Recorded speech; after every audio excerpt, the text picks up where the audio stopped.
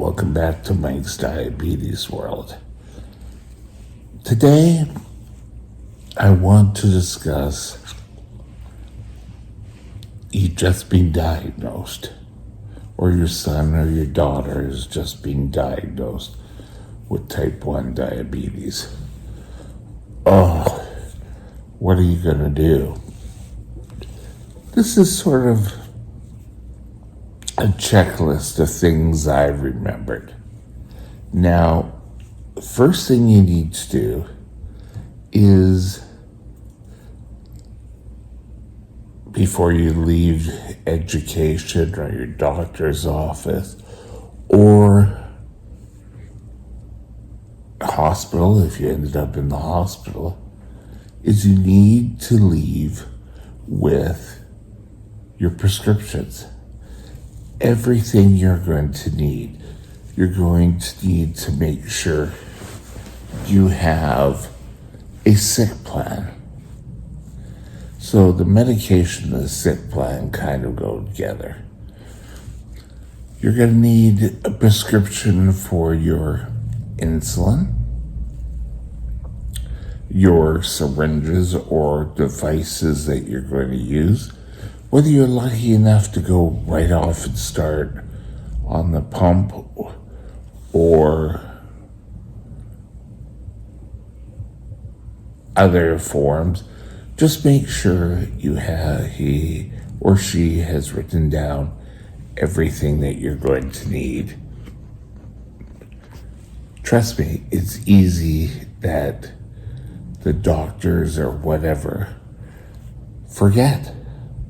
They just forget stuff, and you're going to need a glucometer. You're going to need, a lot of people now are getting the ketone tests. You're going to need to make sure you have one of those. That's probably the first after insulin. That's up there. You're going to need some form of quick-acting glucose.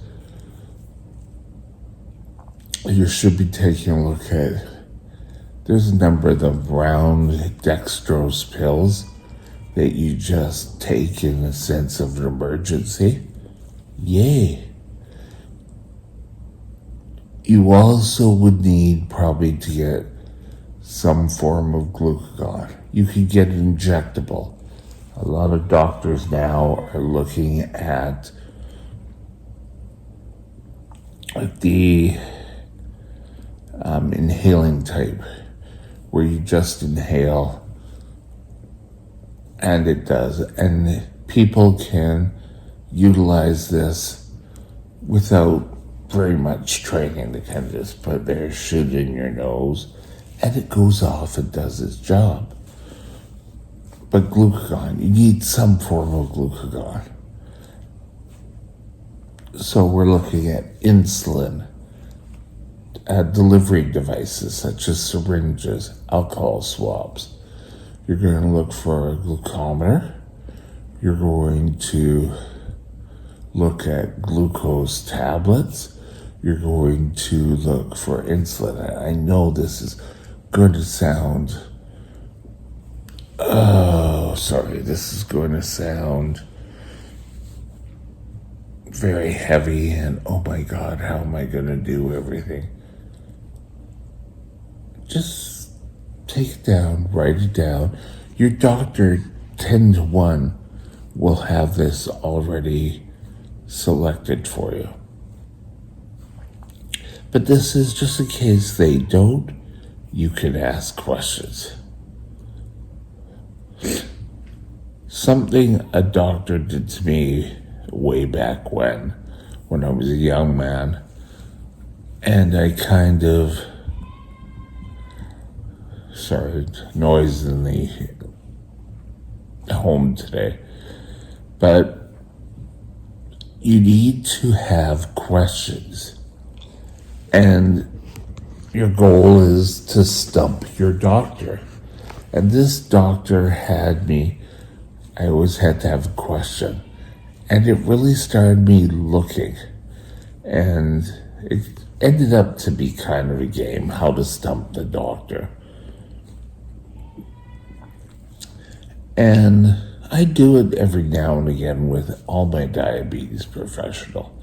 It shows that you have an interest in learning, because nothing's worse than going home and saying, oh yeah, I got this, I understand everything. We're diabetics like 45 plus years. You don't know everything. You'll never know everything. But you take it one day, and you can go to the library, and the best diabetes book I ever read was Diabetes for Dummies. And there's a Canadian version for those of you who are in Canada. Otherwise, there's one for the Americans. The only thing you really have to do is watch the sugar numbers. They're going to be different for Canada than they are for the States. But if you end up reading something from the States and there's high blood sugar, divide that number by 18 and you'll get a value that you're used to here in Canada. It's just, again, Canadians being metric, the States being the imperial system. So I would suggest coming up with questions. And at first they can be easy, and then you can sort of play stump your doctor. But you can really have fun with these things. Don't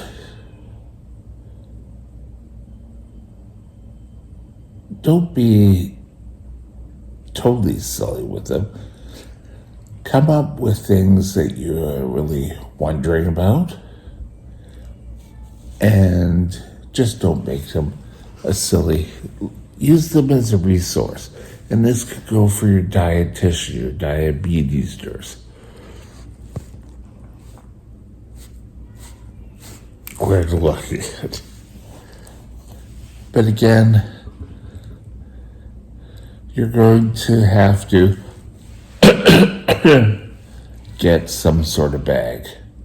And for guys now, it's a lot easier. You can get a messenger type bag, and you can put insulin, needles, your diabetic information, just stuff that if you go off and need to take a shot, you'll have that with you. Don't be caught out without insulin, because in the past I've gone out to a restaurant and found I don't have my medication. And because I don't have my medication, I said, oh yeah, I'll have dinner and then I'll shoot when I get home. You get home, you totally forget it, and within a couple of hours, you find yourself really dragging.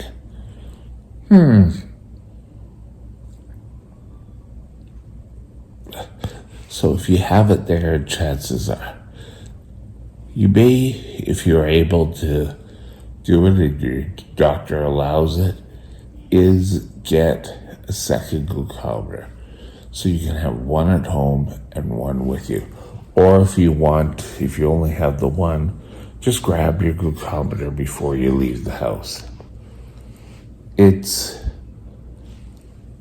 something you're going to need all the time. So have two in case there's a problem with one. And a lot of glucometer companies have a plan where if you buy 100 strips, you could get the glucometer. And it's a good idea that you stick with one company. I, for years, had one glucometer worked with my pump, so I was able to get that. And then all of a sudden, the pump company changed. And I got a new glucometer with my pump, but then I had to get another one. So just be leery of things like this. Anyway, that's sort of my thoughts of what you're going to need just to get you situated. And then we can discuss in a later video about home setup and you know what? It may be very overwhelming at first, but you'll get used to it. Trust me, and then you'll be running in no time fast. That's it for today. Have a great day. Oh, sorry, I didn't do something here. My glucometer